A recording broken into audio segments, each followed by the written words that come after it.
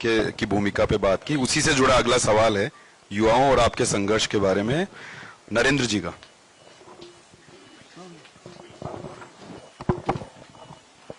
नमस्ते सर। नमस्कार। मेरा सवाल ये है कि आपने जो मई की चिलचिलाती धूप में लाखों लोगों के साथ जन संघर्ष यात्रा की थी, उसके परिणाम क्या रहे? देखिए, जब मैंने यात्रा निकाली थी तो मैं चाह रहा था किसी इशू पर हम सब लोग एक मत हैं, करप्शन का इशू। ये एक समाज की वास्तविकता है, लेकिन जहां प्रमाणित हो चुका है और जो हमारे संज्ञान में है उस पर हम अगर निर्णायक कार्रवाई नहीं कर रहे हैं तो उसका संकेत गलत जाता है।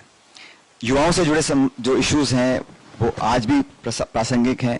जब इतने सारे पेपर लीक हुए थे तो मैं आहत था, इसलिए आहत था कि घटना कहीं भी घट सकती है, लेकिन बार बार घट रही है, हम कारण नहीं ढूंढ पा रहे हैं, तो उसके लिए हम लोगों को कुछ प्रभावी कदम उठाने पड़ेंगे। और इसलिए मुझे लगा कि मैं सबका ध्यान आकर्षण करने के लिए उन मुद्दों को लेकर चलूं जो नौजवान लड़के लड़कियां जो 19, 20, 21, 22, 24 साल के हैं, वो तैयारी करें, मेहनत करें, कोचिंग लें, किराए के हॉस्टल में रहें, मेस का खाना खाएं, साल के 2-4 लाख रुपए खर्च करें, फिर पेपर लिखें और वो कैंसिल हो जाता है, लीक हो जाता है, या फिर वो ओवरेज हो जाते हैं। और मध्यम वर्ग के बच्चियों के परिवार जो अपना पेट काट के लोगों को देते हैं, मैं जानता हूं किस हालात में लोग कोचिंग लेते हैं, बहुत तरह, उनके साथ अगर ऐसा होता है तो उसको मैं बहुत अमाननीय मानता हूं, उसको अनएक्सेप्टेबल है। बच्चों के भविष्य के साथ कोई भी खिलवाड़ नहीं कर सकता, कोई दल, कोई पार्टी, कोई सरकार, मैं मानता हूं। इसलिए मैं चाहता हूं उस पर कुछ ना कुछ हो,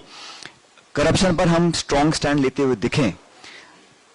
आरपीएससी में रिफॉर्म्स बहुत जरूरी हैं। मैं जिस बात पे पहले स्टैंड करता था आज भी स्टैंड करता हूं, लेकिन मुझे संतोष इस बात का है कि अखिल भारतीय कांग्रेस कमेटी, हमारी पार्टी का जो मुख्यालय है, इन सारी बातों को उन्होंने सुना, संज्ञान लिया, एक्सेप्ट किया। और उसी का कारण है कि राजस्थान की विधानसभा ने एक नया कानून बनाया है कि अगर कोई पेपर लीक में लिप्त पाया जाएगा उसकी सजा का दायरा हमने बढ़ा के उम्र कैद तक कर दिया है। राजस्थान पहला राज्य है पूरे देश में जहां उम्र कैद एज ए डेटरेंट, कि आप अगर पेपर लीक में पकड़े जाओगे आपको उम्र कैद की सजा होगी, ये कहीं राज्य में हुआ नहीं है। तो ये सब मैं समझता हूं जो मैंने इशू रेखांकित किए कहीं ना कहीं उसका परिणाम है। तो भाग्यवश जो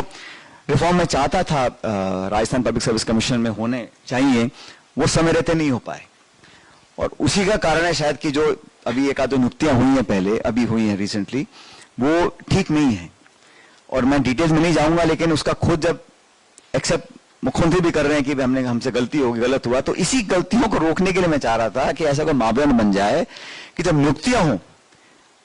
उसमें ऐसा प्रावधान बन जाए कि भाई इस फला व्यक्ति की ये कैटेगरी, ये क्वालिफिकेशन, ये क्रेडिबिलिटी स्थापित होनी चाहिए, कोई भी व्यक्ति हो, सरकार किसी की हो, क्योंकि वो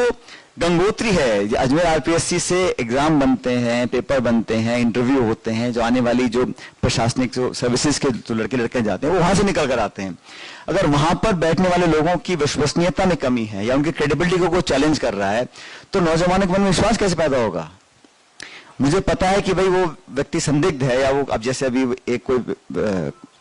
साहब जेल में है, शायद ये पे केस चल रहा है, एक तो मेरे ख्याल ज्वाइन करके आए नहीं वापस, मेरे ख्याल जो अभी वो कर रहा है उनको, हाँ, तो ये गलतियां ना हो। मैंने इसलिए इशू उठाए थे कि इस प्रकार की अगर गलतियां हो जाती हैं, और क्यों हो, ये कोई छोटी मोटी पोस्ट तो है नहीं, अगर हम दे रहे हैं तो कम से कम, और किसी को खुश करने के लिए या कोई सामाजिक संतुलन बिठाने के लिए इन कॉन्स्टिट्यूशनल पोजीशंस को अगर कोई ढंग से इस्तेमाल नहीं कर पा रहे हैं, तो मैं उसको गलत मानता था। वो दुर्भाग्यवश क्योंकि चुनाव डिक्लेयर हो गए और समय कम रहा, लेकिन बेहतर होता कि आरपीएससी में भी कुछ ना कुछ ऐसे एक, जैसे अभी मैंने देखा कि हमने सरकार ने घोषणा करी है कि ओपीएस है, ओपीएस के लिए कानून बनाने जा रहे हैं ताकि इसमें कुछ छेड़छाड़ ना हो। नरेगा एक पॉलिसी नहीं है, नरेगा कानून है, तो कोई सरकार उसको रद्द नहीं कर सकती है। पॉलिसी में परिवर्तन एक चिट्ठी से कर सकते हो, लेकिन कानून परिवर्तन करने के लिए आपको संसद में जाना पड़ेगा। इसलिए मुझे खुशी है कि ओपीएस के लिए हमारी सरकार ने कहा कानून बना देंगे ताकि आने वाली सरकार छेड़खानी ना करे। यही मैं चाहता था आरपीएससी के लिए भी कि इसमें एक ऐसा पुनर्गठन हो जाए, रिफॉर्म हो जाए, और कुछ मापदंड तय हो कि बैकग्राउंड चेक कर लें, भाई कोई रिटायर्ड